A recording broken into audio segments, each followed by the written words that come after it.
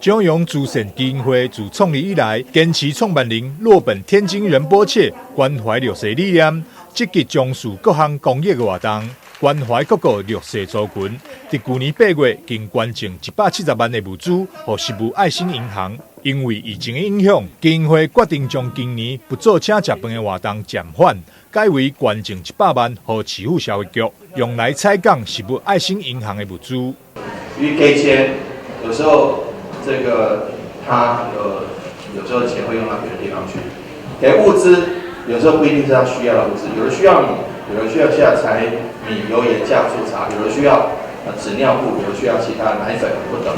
所以我们在食物银行里面，你凭那个点券，你就可以换取你所需要的实际的东西，又不会钱拿去买别的，譬如说买香烟、买酒这些的东西。所以我觉得食物银行的概念当然是非常好。那非常感谢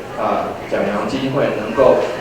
支持这样的一个活动。我很感谢市长以及局长在你们的支持跟指导之下，给我们机会。所以我们能够配合政府的一些很好的这些公益的平台，那以及很好的一些政策，我觉得是我们的荣幸，也是我们应该要做的。市长黄伟哲除了感谢江永慈善基金会的大力赞助，更表示市府会因应疫情加强照顾弱势康课。嘛，希望社会上有爱心的朋友共同参与支持市府，协助帮忙照顾弱势行列。台南新闻张硕维采访报道。